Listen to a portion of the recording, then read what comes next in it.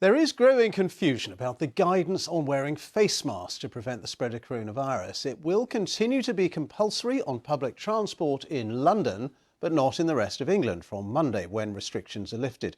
London's Mayor Sadiq Khan has said the rule should have been retained throughout the country. In Scotland, masks still have to be worn for now in enclosed spaces, and in Wales, face coverings will remain mandatory on public transport and in healthcare settings. Our transport correspondent Caroline Davis reports. Whether a mask is a must or just recommended when busy will depend where you're travelling on public transport from Monday. In London, you'll need to wear one to travel on all of Transport for London's services or risk being turned away or removed. Wearing a face mask indoor reduces the chances of transmission. Don't just take my word for it. The government's own advisors say that, as do the World Health Organization.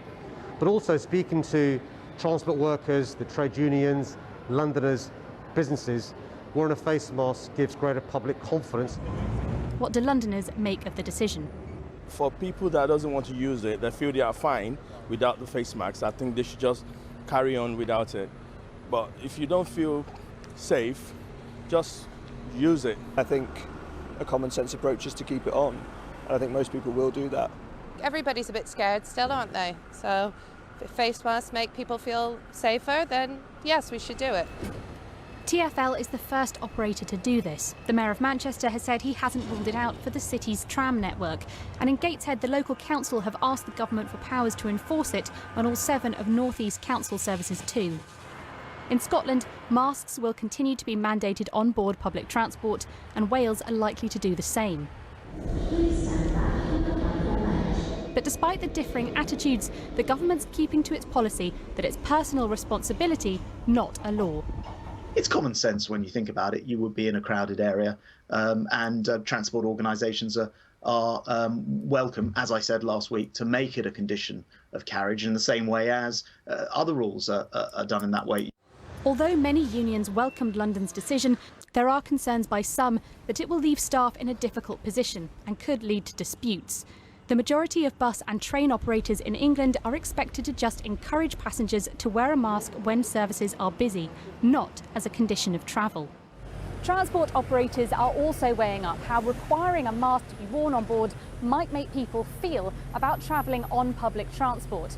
The Mayor of London says he thinks it will give people more confidence, but other operators aren't so certain.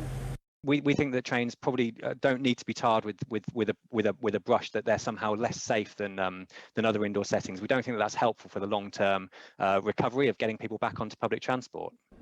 As restrictions lift around the UK, once again, the face of the pandemic will look different depending on where you are. Caroline Davis, BBC News.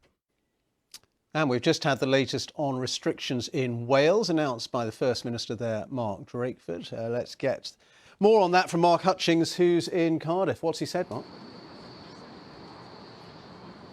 Well, we've just had the announcement from the Welsh Government. Mark Drakeford himself will be laying out the details of the latest easing of restrictions at the Senate this afternoon. But quite a significant announcement just come through from the Welsh Government, subject to a heavy caveat. They say if COVID rates allow, from August the 7th, then most restrictions will go. Not all, but most. There would be no legal limits on the number of people who could meet. Nightclubs could reopen. Social distancing would be replaced by risk assessments. Crucially, though, face masks would still be compulsory in most indoor public places, except hospitality, such as pubs, for instance. Now, that's subject to approval.